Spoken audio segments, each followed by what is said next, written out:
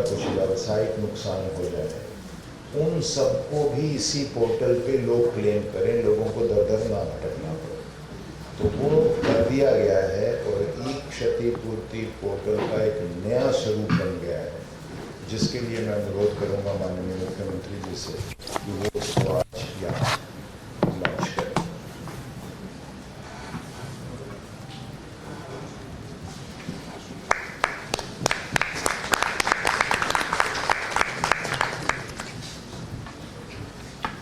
धन्यवाद sir. Sir, इस portal के बारे में आप अगर तो बताना चाहेंगे अपने ही शब्दों में, ठीक है?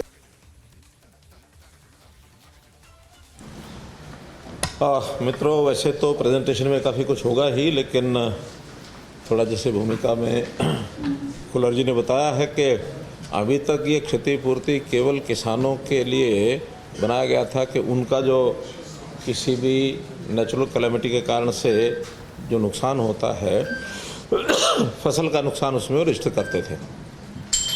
बाद में ध्यान में आया कि आखिर फसल के अलावा भी नगरों में कुछ व्यावसायिक प्रतिष्ठान हैं, कोई उनके औद्योगिक प्रतिष्ठान हैं, कोई मकानों में भी इस प्रकार का नुकसान होता है। तो ऐसे सब लॉस भी मूवेबल इमूवेबल सब प्रकार की जो प्रॉपर्टी है उसका लॉस भी इसमें अगर एंटर होगा तो उसका फिर असेसमेंट के भी तौर तरीके हैं। कुछ हमने जो ये होती है इंश्योरेंस की सर्विलेंस उनके माध्यम से कराएंगे और कुछ असेसमेंट डीसी की कमेटीज़ जो हैं वो करेंगी। तो दोनों असेसमेंट के आधार के ऊपर उनको मुआवजे की कुछ राशि, उसका एक परसेंटेज वो हम कुछ तो डिक्लेयर पहले से है, कुछ आज डिक्लेयर करेंगे, उसमें से वो राहत उनको दी जाएगी। और अब बाद में आज ही जो एक विचार हमारा बना है कि जो नू में जो लॉस हुआ है, नुकसान हुआ है, प्रॉपर्टी का भी वहाँ जान माल सब नुकसान हुआ है, तो जान के नाते से अलग घोषणा करेंगे, लेकिन उनका जो माली नुकसान है, गाड़ियाँ फूकी हैं, कुछ और एसेट्स जो दुकानें हैं, तो उसका भी इसी पोर्टल में एक प्रकार से जानकारी लेंगे और उसी आधार पर उसकी भी स्कीम बना करके उनको सबको दिया जाएगा, ताकि जो नुकसान जिसका होता है वो क्लेम करता है तो फिर कोई चीज़ बचती नहीं है। अन्यथा बहुत लोग बाद में शिकायत करते हैं कि फलां का तो जो है असेसमेंट हो गया, मेरा रह गया। इसलिए हमने ओपनली सबको कहा कि आपका जो लॉस हुआ है आप अपना दर्ज करें और बाद में फिर उसकी असेसमेंट का काम डिप्टी कमिश्नर और जो बाकी एजेंसीज हैं उसके माध्यम से कराया जाएगा, ताकि जल्दी से जल्दी हम इसका असेसमेंट करके लोगों को राहत पहुंचा सकें। इसलिए ये पोर्टल जो है इसका एक्सटेंशन किया गया। पोर्टल तो पहले से बना ही हुआ है क्षतिपूर्ति, लेकिन उसको एक्सटेंडेड वे में उसका जो ऑपरेशनल जो उसका दायरा है वो बढ़ाया है। तो ये इसके बाद मैं समझता हूँ कि एक बार प्रेजेंटेशन देखेंगे तो कोई प्रश्न होगा तो उसमें करेंगे। धन्यवाद सर। प्रेजेंटेशन एक बार दिखा दें या पोर्टल ही दिखा दें। तो ये तो पुराना स्वरूप है, आपको याद है पहला ये लैंडिंग पेज में जब व्यक्ति अपनी पीपीपी आईडी भर देगा तो तत्क्षण उस परिवार के जो सदस्य हैं उन सबके नाम आ जाते हैं और फिर जिसके भी फ़ोन नंबर से वो OTP मंगवाना चाहें वो OTP भर के उसके बाद ये जो मुख्यमंत्री जी ने कहा नया स्वरूप है या एक्सपेंडेड वर्जन है ई क्षतिपूर्ति का, वो अभी इसके बाद आपके सामने आ जाएगा। तो कारण चुनना है कि आपका नुकसान क्यों हुआ, आग से, बाढ़ से, ओलावृष्टि, सूखा, शीतलहर, भूकंप, भूस्खलन, सामूहिक हिंसा, जैसे मुख्यमंत्री जी ने अभी एक पर्टिकुलर रेफरेंस दिया। तो कोई भी कारण चुन लें, मान लीजिए बाढ़ ही चुन लिया, तो क्षति का प्रकार बताएं कि आप पशु या पक्षी की मृत्यु या आवास की हानि या फसल खराब है या व्यावसायिक हानि। तो जो मान लीजिए पशु, इसमें आपने भरना है कि किस प्रकार के पशु की मृत्यु हुई है, क्योंकि सबके लिए कॉम्पनसेशन नॉर्म्स अलग अलग हैं। और फिर ये भरना है कि कितने होंगे। बस आगे दिखा दीजिए, कुछ भी एक चुन के बस समाप्त करते हैं इसको। ये है तो फोटो अपलोड करेगा और ये कहेगा कि मैं सत्यापित करता हूँ कि मेरे द्वारा भरी गई जानकारी सही है। कोई पटवा दिखाना थोड़ा नीचे, इसको आप अगर ध्यान से देखें, हाँ फोटो है तो अपलोड करिए, आवश्यक नहीं। अब आप ये देखिए, जैसे ही ये सत्यापित कर दिया कि ये जानकारी सही है व्यक्ति का काम खत्म, ना पटवारी ढूंढना, ना कानून को ढूंढना, ना डीसी को ढूंढना। जैसे सीएम साहब ने कहा जो असेसमेंट कमेटियां बनी, एनिमल हस्बेंड्री कौन, वो सब कंप्यूटर अपने आप पोर्टल पे जाएगा, सबके पासवर्ड है, वो क्लेम को उनको मैसेज आएगा एक क्लेम आ गया, तो उसको देख के वेरीफाई करना, भरना। और फिर जैसे सर ने कहा जो कुछ नए आंकड़े भी, जैसे अभी व्यावसायिक हानि का आपको भी नहीं मालूम है, तो वो भी मुख्यमंत्री जी नए सिरे से वो हरियाणा सरकार के राज्य के पैसे से जो स्टेट डिजास्टर रिलीफ, वो सब कंप्यूटर अपने आप पोर्टल पे जाएगा, सबके पासवर्ड है, वो क्लेम को उनको मैसेज आएगा एक क्लेम आ गया, तो उसको देख के वेरीफाई करना, भरना। और फिर जैसे सर ने कहा जो कुछ नए आंकड़े भी, जैसे अभी व्यावसायिक हानि का आपको भी नहीं मालूम है, तो वो भी मुख्यमंत्री जी नए सिरे से वो हरियाणा सरकार के राज्य के पैसे से जो स्टेट डिजास्टर रिलीफ फंड के नॉर्म्स हैं, वो सिर्फ रूरल एरियाज के लिए, और एक कैप है, लेकिन उसको बढ़ा के अर्बन एरियाज को भी लागू करेंगे, स्टेट के बजट से करेंगे, वो मुख्यमंत्री जी बताएंगे। धन्यवाद।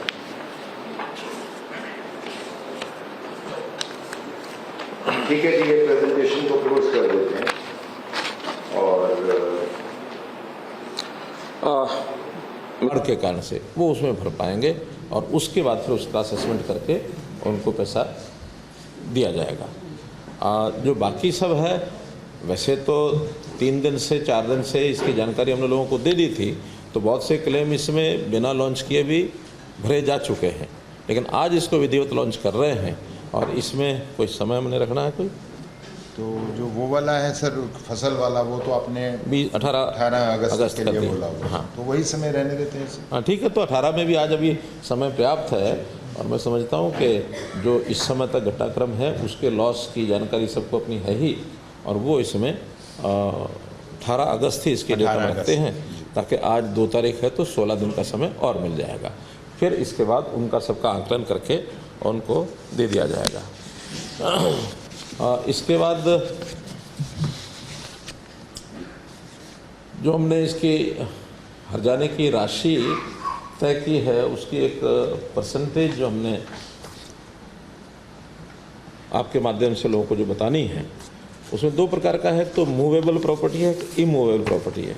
मूवेबल प्रॉपर्टी यानी मकान यानी बिल्डिंग को छोड़ करके बाकी लगभग सारी इमूवेबल रहती है, मूवेबल रहती है। मकान है वो इमूवेबल है।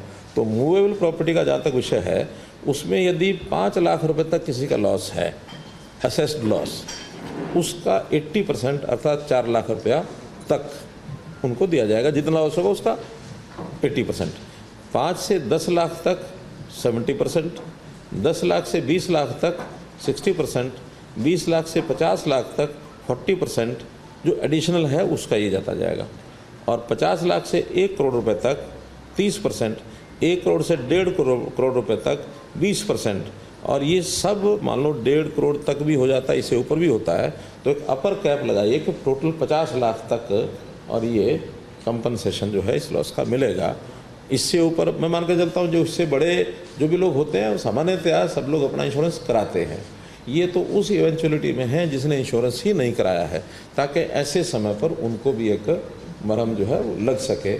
तो यानी 1 रुपये से लेकर 50 लाख तक का लॉस इस परसेंटेज के हिसाब से लगभग 1.5 करोड़ तक के नुकसान के लोगों को ये लाभ उसी हिसाब से इंक्रीज होता जाएगा। 1.5 करोड़ से ऊपर का है तो फिर 50 लाख की फिक्स राशि है।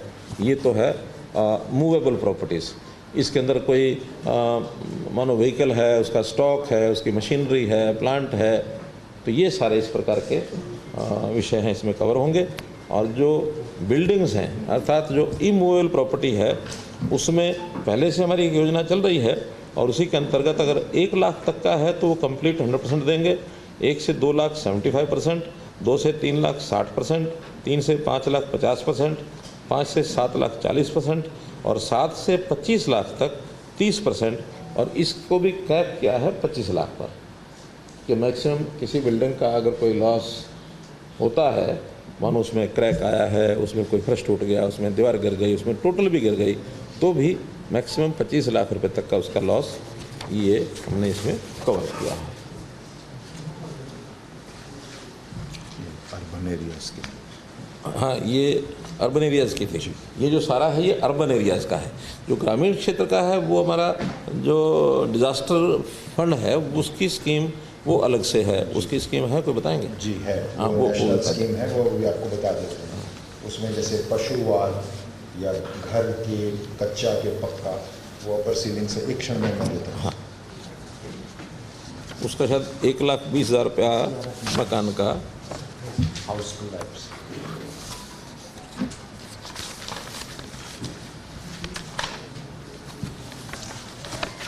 लेकिन उसमें भी जो है मुझे लगता है थोड़ा राशि कम है और हम उसको रिवाइज़ करेंगे, रिवाइज़ करके आपको बताएंगे। ग्रामीण क्षेत्र वाला जो है उसकी राशि आपको बताएंगे जो पहले से तय है। लेकिन वो मैंने एक बार देखा है उसमें कुछ मुझे कम लगी। कहा था कि आप बताना चाहते हैं जो घर का है फुल्ली डैमेज्ड हाउस 1,20,000 पर हाउस, और अगर पार्शली डैमेज्ड हाउस है जहाँ पे कम से कम 15% नुकसान हुआ है तो 10,000 रुपये प्रति घर पक्के घर के लिए, और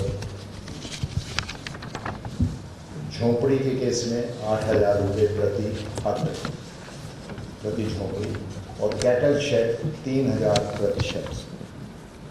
इसका विचार करेंगे, दोबारा से इसकी घोषणा हम करेंगे। हाँ, ये कई साल पुराना है उस पर। हाँ, 18 का शायद, कब का? ये बाढ़ आने से पहले जो हमारा इस साल का रिवीजन भारत सरकार ने किया था वो है जी। लेकिन एक बात ये है कि जो भारत सरकार के कंपनसेशन नॉर्म्स होते हैं, अगर आप फसलों में देखेंगे तो उससे कहीं ज़्यादा हम देते हैं अपने पैसे से। तो मुख्यमंत्री जी कह रहे हैं कि इससे भी ऊपर स्टेट बजट से लिया। नहीं नहीं, सर ने स्पष्ट किया कि इंश्योरेंस के बाहर उससे बाहर जिसका इंश्योरेंस किन्हीं कारणों से नहीं कराया गया। इसी प्रकार जैसे अब थोड़ा कंपनसेशन के ही विषय हैं एक दो जो पहले कुछ दिन पहले विचार आया था, लेकिन वो घोषणा नहीं कर पाया था मैं। जो कावड़ी जो हैं जिनका भी शिवरात्रि शायद 18 या 20 तारीख को थी जुलाई में जी, उससे पहले कुछ कावड़ियाज की डेथ हुई है एक्सीडेंट में, जो भी कुछ कारण रहे। पिछले बार भी हमने दिया था उसी पैटर्न पर जैसे पिछले साल किया था, उसी हिसाब से 2 लाख रुपये प्रति कावड़िया जो उसकी डेथ हुई, जो हरियाणा का रहने वाला है, ऐसे व्यक्तियों को 2 लाख 24 लोगों की अभी तक हमारे पास जानकारी है, 2 लाख रुपये प्रति व्यक्ति प्रति कावड़िया, वो उसको कंपनसेशन हमने पिछले साल का जो तय किया हुआ है उसी को हम आगे बढ़ा रहे हैं।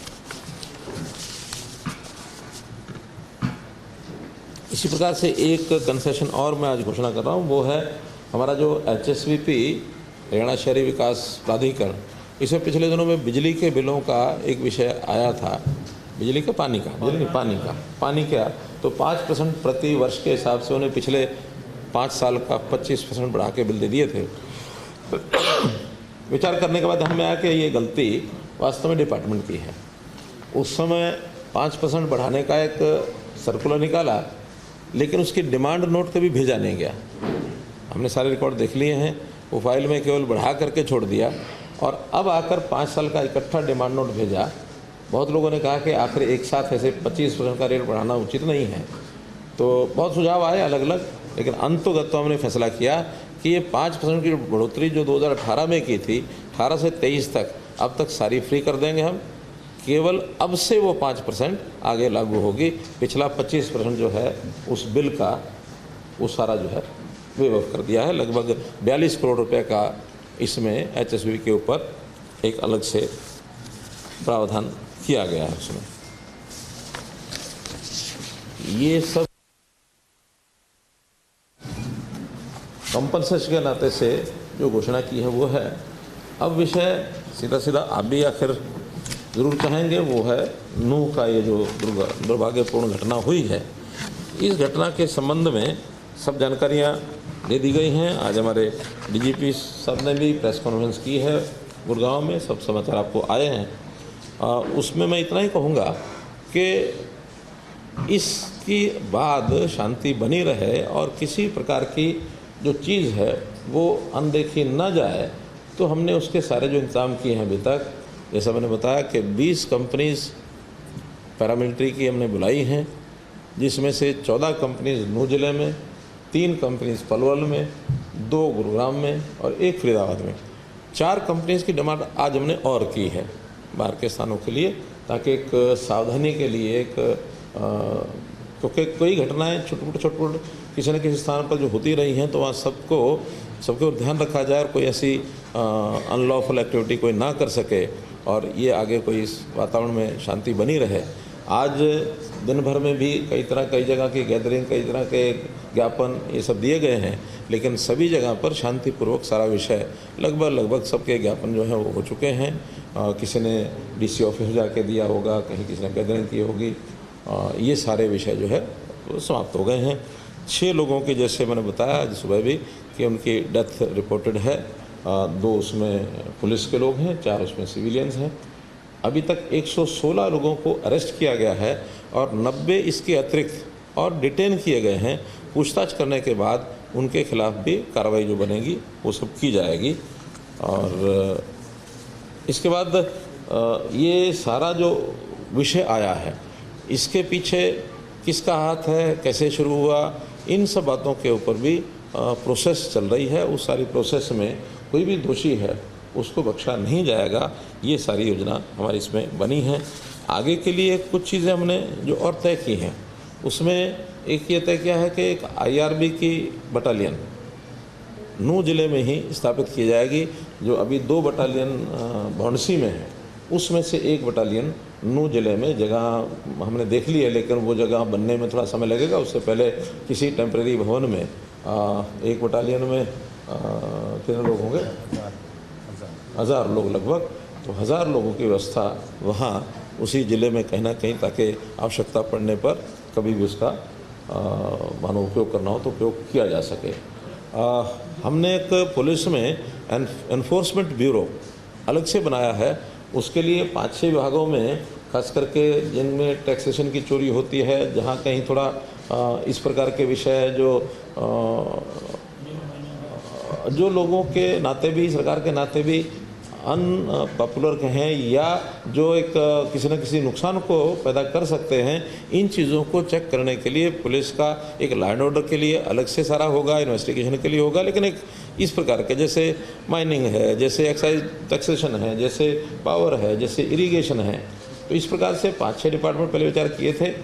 लेकिन नूह ज़िले में जो ये काऊ प्रोटेक्शन एक बड़ा विषय है, वहाँ स्मगलिंग होती है, वहाँ गौ हत्या भी होती है।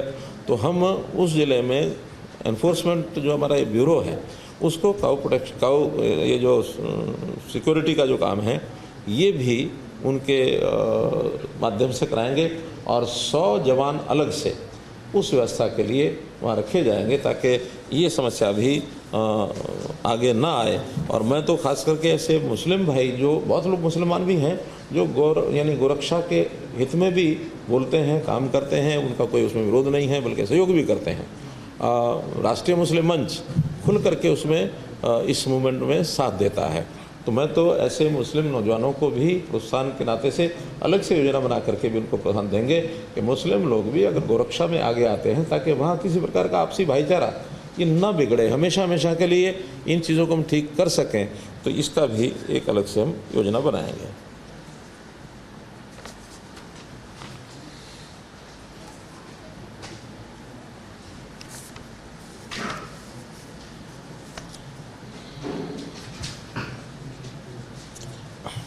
मोटे रूप से आज के इस संदर्भ में विषय इतने ही मुझे आपके सामने रखने थे। कोई बात आपको लगती है तो ज़रूर इसमें पूछें। एक मेरा निवेदन जैसे जनता से रहता है कि सब लोग शांति कायम करने के लिए वो सहयोग करें, आगे आएँ, वैसे मीडिया से भी मैं अपील करूँगा कि हम जो भी विषय बातचीत करें, चाहे प्रिंट में, चाहे इलेक्ट्रॉनिक में, उसमें कैसे हम शांति कायम करने में सहयोगी हो सकते हैं। बहुत चीज़ें होती हैं अपने हाथ में, स्वतंत्रता के नाते से हम प्रोवोकेटिव भी बोल सकते हैं, हम कुछ भी कर सकते हैं, लेकिन जब तक सारी चीज़ें स्पष्ट ना हो जाएं, तब तक इन चीज़ों से जितना बचा जाए उतना अच्छा है।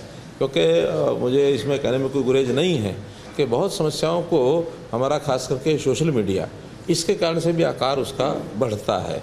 तो मैं उन सोशल मीडिया के भी बंधुओं से चाहे यूट्यूबर्स हैं, चाहे सोशल मीडिया में इंडिविजुअल भी लोग करते हैं, कहीं ट्वीट करते हैं, कहीं बाकी करते हैं। तो इन चीज़ों से बचने के लिए हमें संयम ज़रूर बरतना चाहिए। ये भी अपील आपके माध्यम से मैं करूँगा। एक एक करके पहले एक एक करके। हाँ,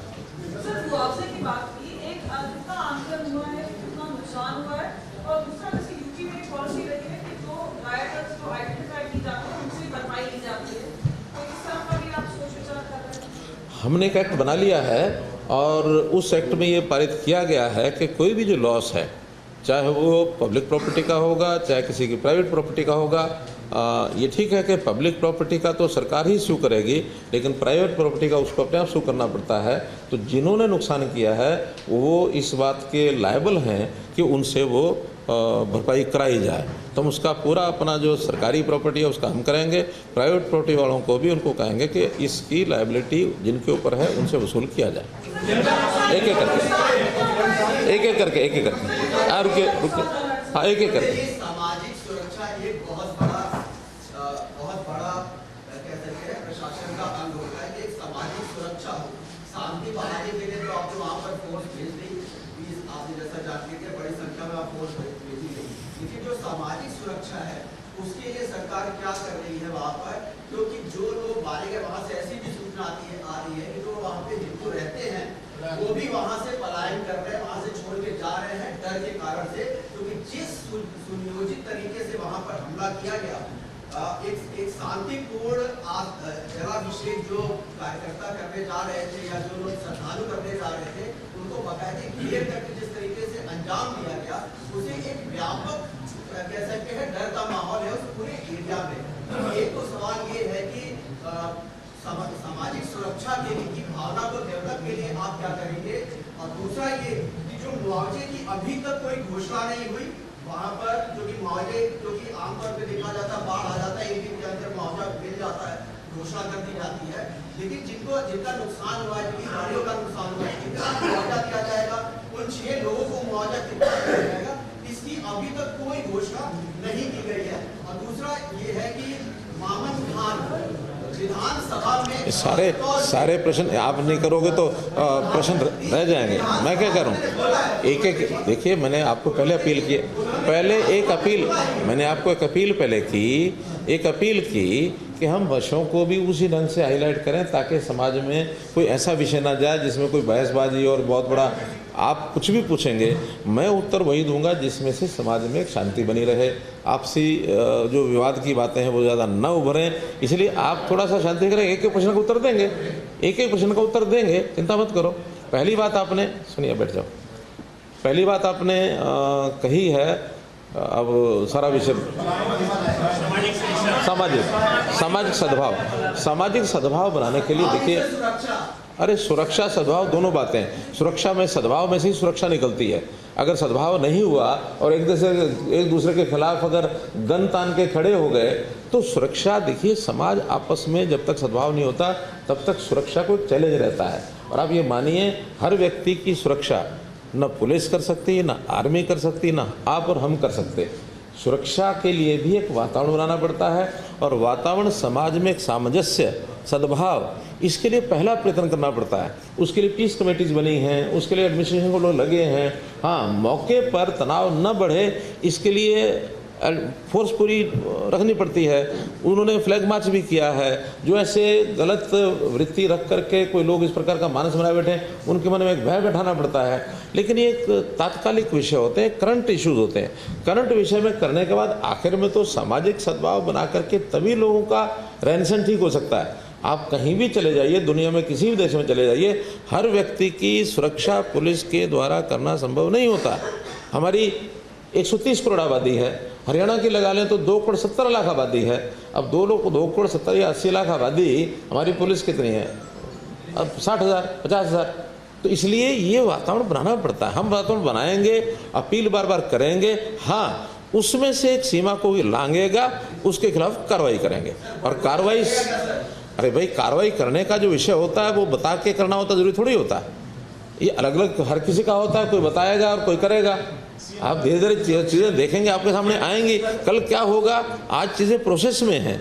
प्रोसेस हमेशा कल्प्रिट जो है, दोषी जो है, उसको सबक सिखाने के लिए जो करना होता वो करेंगे, लेकिन हम किसी निर्दोष के खिलाफ कोई कार्रवाई नहीं करेंगे। एक करके आपके जो विधायक हैं सत्यप्रकाश रावता, उन्होंने आज कहा कि इसकी पटकथा तो विधानसभा में ही लिखी जा चुकी है। कांग्रेस के विधायक मामन खान, उन्होंने ओपनली चैलेंज किया था वहाँ विधानसभा के अंदर कि हम अब की बार जब होगा तो हम देख लेंगे। तो अब की बार उन्होंने सीधे सीधे आरोप लगाए।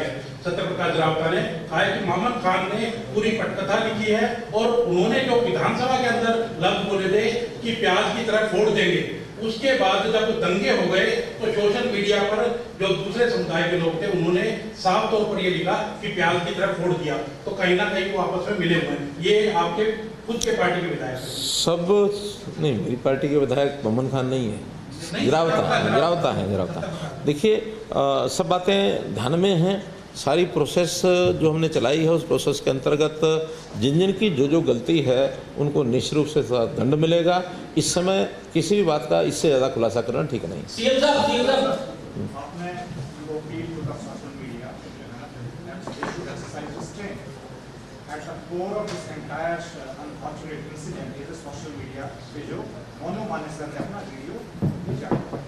Why is that your government has been unable to arrest Monu Manesar, who has emerged as the key villain in this entire episode? One, why is that? And the second thing, you had said people from outside had also entered, who are also responsible for this arson, for this writing. What are your thoughts? What is the investigation so far? Where is the investigation so far? Writers, they are from outside which part of the country, and you said there is a larger conspiracy you were hinting at. So these conspirators were within the state or outside the state? देखिए जहाँ तक मोनू मानेसर की बात है, मोनू मानेसर के खिलाफ जो पिछला केस एफआईआर वो राजस्थान सरकार की है। राजस्थान सरकार को हमने कहा है कि जिस प्रकार की मदद उनको ढूंढने में हमारी चाहिए मदद करेंगे, तैयार है मदद करने के लिए। अब वो चूँकि राजस्थान पुलिस उसको ढूंढ रही है, कहाँ है कोई इनपुट्स हमारे पास अभी नहीं है, उनके पास है कि नहीं हम नहीं कह सकते।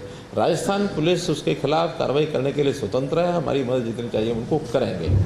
जहाँ तक दूसरा विषय आपका है आउटसाइडर्स का, चूँकि अब लगातार जितने सोशल मीडिया पर जो चीज़ें चली हैं उनको भी चिन्हित किया जा रहा है। हमारा जो साइबर डिपार्टमेंट है उसमें लगा है, जो वहाँ पर जो डंप मिला है टेलीफोन कॉल्स का, वो हमारे जो टावर्स होते हैं उससे मिलता है, उसके साथ उनके लिंक बनाए जा रहे हैं। अब लिंक बनाने के बाद ही पता लगेगा किसने किसको कितनी बार कॉल्स किए, उतना ही पता लगता है उस डिटेल कॉल में, इससे ज़्यादा पता नहीं लगता। लेकिन उसमें से इन्फ्लुएंसेस को निकलते हैं, वो इन्फ्लुएंसेस सोशल मीडिया के इन्फ्लुएंसेस, और लगातार वहाँ जो सीसीटीवी कैमराज हैं, सीसीटीवी कैमराज के जितने भी फोटोग्राफ्स हैं, जितनी भी रिकॉर्डिंग्स हैं, उनको सबको ले लिया गया है, उसका एनालिसिस चल रहा है। इसी में से जो 116 लोग पकड़े हैं वो इन्हीं में से पकड़े हैं। 90 लोग जो डिटेन किए हैं वो उसी कारण से डिटेन किए हैं। और अभी तो ये शुरुआत हुई है, इसका लगातार जो पुलिस फोर्सेज या हमारी जो पैरामिलिट्री फोर्सेज वो वहाँ हैं वो कोई हटी नहीं है, कर्फ्यू वहाँ लगा हुआ है और हम किसी प्रकार की कोई ढिलाई बरतेंगे नहीं। और इसमें चूँकि पुलिस इन्वेस्टिगेशन एजेंसी जो होती हैं उनकी इन्वेस्टिगेशन से पहले कोई बात कह देना कई बार इन्वेस्टिगेशन को भी प्रभावित करता है। इसलिए जो हमारा एक स्टैंड है कि दोषियों को बख्शा नहीं जाएगा, वो हर हालत में उसको मेंटेन किया जाएगा।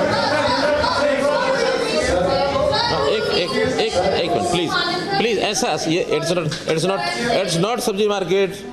हाँ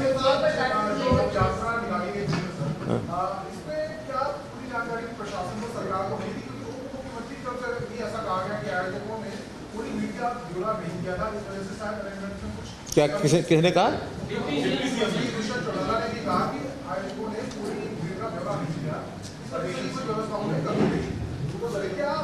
ऐसा नहीं है। जो डिप्टी कमिश्नर और वहाँ चूँकि वहाँ के जो एसपी जो सुप्रीम पुलिस थे वो छुट्टी गए हुए थे, 10-12 दिन पहले विदेश की उनका कोई कार्यक्रम था, वो गए हुए थे और कोई इस तरह की उस समय की संभावना भी नहीं थी।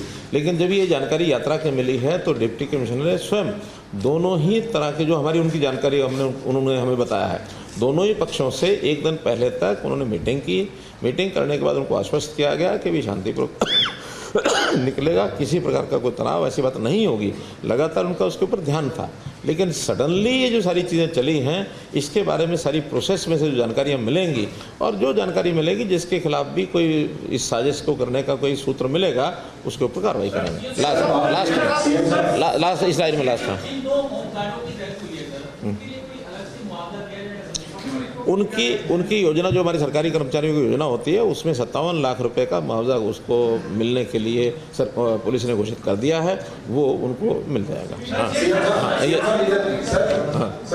चलिए कौन बोल रहे हैं? सुनियोजित तरीके से प्लान किया गया था, ऊपर पत्थर भी रखे गए थे, मतलब कुछ दिन पहले या फिर उससे पहले, कुछ दिन से भी पहले ये काम किया गया था, प्लानिंग की गई थी।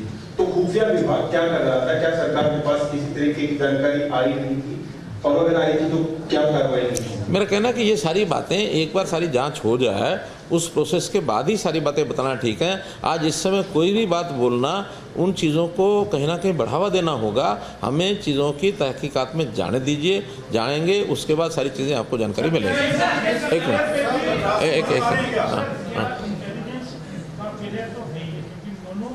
मानेसर की जो वीडियो थी, मैं जाऊंगा, ये होगा, जो सोशल मीडिया पे थी, उसके बावजूद भी कहीं ना कहीं बातचीत के जरिए भी प्रशासन आश्वस्त रहा कि कुछ नहीं हुआ। कुछ ना कुछ बड़े लोग रहते हैं, इंटेलिजेंस होती है, क्या इस एंगल पे भी जांच करेंगे? क्या फेलियर रहा? देखिए, जब चीज़ें चली हैं और उन्होंने कहा कि हमारी बातचीत हो गई है, इसमें से नहीं कुछ होगा, और अगली सत्य बात ये भी है कि उस दिन किसी जगह पर कोई सोनू मानेसर के प्रेजेंस का या उसके आने का कहीं कोई विषय नहीं है। जब नहीं है तो अफवाहें और ये जो सारी चीज़ें होती हैं, इन अफवाहों के कारण से जो वातावरण खराब होता है वो इसी प्रकार से होता है। हमारा अपील है, अभी भी अफवाहें बहुत चलेंगी, उन अफवाहों पर ध्यान नहीं देना चाहिए। हाँ, उसमें जो चीज़ें सत्य होंगी उसके ऊपर कार्रवाई की जाएगी। एक करके भाई, एक करके। सर, वीडियोस आए हैं जो 2 दिन से आ रहे हैं, उसमें देखिए जो पथराव हुआ, जो कम उम्र के लड़कों का उपयोग किया गया है, अगर जो वीडियो देख रहे हैं तो ये मतलब अगर देखा जाए जानबूझ के लाया गया था कि ज्यादा पथराव कर सके, इस पर भी कोई जांच सरकार करेगी कि हर पहलू पर जांच होगी, और अगर कानून के नाते से जो जिसके खिलाफ कार्रवाई बनेगी वो जरूर की जाएगी, उसमें कोई ढिलाई नहीं बरती जाएगी। ये हाँ, ब्लैक सर, गुड़गांव में एंट्री राहुल ने कहा है कि यात्रा वाले ही हथियार लेकर गए, ये उनका बयान है। देखिए, उनका बयान किस आधार पर उन्होंने दिया है, मेरे पास ऐसी कोई जानकारी नहीं है, और अगर उनके पास कोई जानकारी होगी मैं उनसे बात करूंगा। रवि, आपने बात की इस मामले में, आप पहले शांति व्यवस्था बनाए रखें, जो विपक्ष के नेता है या तमाम जो राजनीतिक दलों के साथ कोई बैठक करेंगे, क्योंकि एक राजनीतिक दल तो ये कह रहा है कि बीजेपी की सरकार की साजिश है, इसको कामयाब ना होने देने का जो छोटा सा ये बयान है। हालांकि भूपेंद्र सिंह होता है, आज जो नेता है शांति की अपील कर रहे हैं, लेकिन आप कोई सभी दलों की बैठक बुलाकर तो इस मामले में चर्चा करें। देखिए, मेरा कहना है कि इस प्रकार के जो विषय होते हैं कभी भी राजनीति नहीं करनी चाहिए, राजनीति से ऊपर उठ करके इन चीज़ों का समाधान करना चाहिए। अब चूँकि चीज़ें सारी बहुत शांति की तरफ बढ़ रही हैं आगे, और शांति की तरफ बढ़ जाती हैं, स्थिति ठीक होती है, तो हम स्वाभाविक है अभी कुछ दिन बाद सेशन हमारा होगा, उसमें मिलने ही वाले हैं, और जो सुझाव कहीं से भी आएंगे उसके ऊपर हम काम करेंगे। सरकार का काम होता है सभी के सुझाव लेकर के काम करना चाहिए। हाँ, करें। हाँ जी, सख्त संदेश की आप बात कर रहे हैं, उनके साथ भी बात कर रहे हैं, साथ भी सख्त कार्रवाई करेंगे, तो क्या रासुका लगाने की तैयारी है? जिन्होंने इतना उपद्रव मचाया पूरी तौर पर जो कुछ करेंगे, घोषणा करके नहीं करेंगे, करके तब बताएंगे। सर, ऐसा है कि ये ऐसा भी आ रहा है कि पिछले कुछ टाइम पहले 5 राज्यों ने साइबर क्राइम को पकड़ने के लिए गाँव में छापे मारे थे, काफी करते थे, और उसी की बदला लेने की भावना से वहाँ के लड़कों ने या समाज ने ये कदम उठाया, पुलिस को ही निशाना बनाया और साइबर थाने को स्पेशल बनाया। तो इसके ऊपर आपने जैसे वहाँ के और बटालियन भी लगा रहे हैं, तो क्या डर खत्म हो गया था लोगों का? देखिए, वो एरिया पुन्हाना का एरिया है, 14 गाँव में हमने छापे लगाए थे, और आज भी ठीक संख्या में याद नहीं, लेकिन 100 के आसपास लोग अभी भी उसमें अंदर हैं। और ये नू का एरिया एकदम अलग एरिया है। अब जब सारी तहकीकात होगी तो वो जो लड़के वहाँ पर ऑपरेशन कर रहे थे या जिस प्रकार का साइबर क्राइम कर रहे थे, वो कितने इसके अंदर शामिल होते हैं, वो जानकारियाँ सारी मिलेंगी। लेकिन इस समय एकदम ये कहना और लिंक जोड़ना, मैं इसमें हाँ, वो जांच कर रहे हैं, जांच सब करेंगे। हाँ,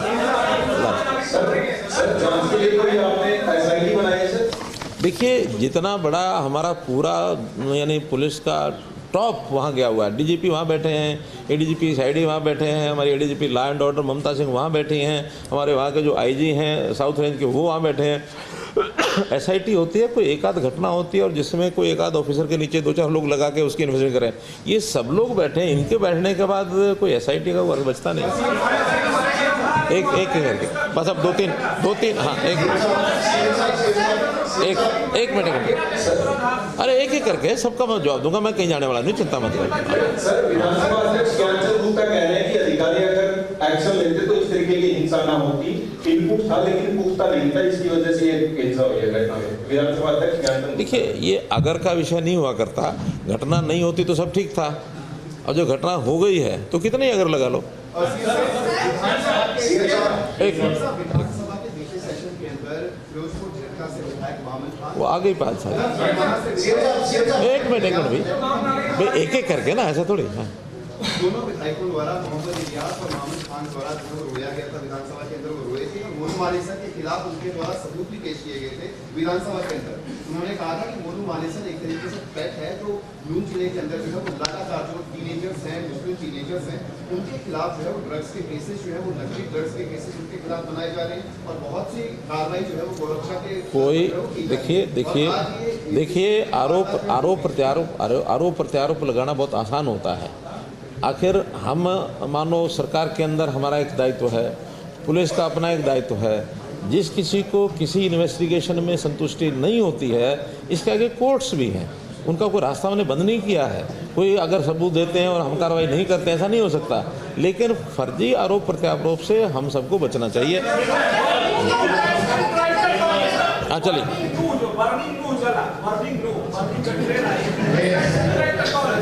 एक सेकंड, मेरा आप सब लोगों से विनम्र निवेदन है। मुख्यमंत्री जी 11 साथियों के प्रश्नों का उत्तर दे चुके हैं, उन्होंने स्वयं कहा और भी उत्तर दें।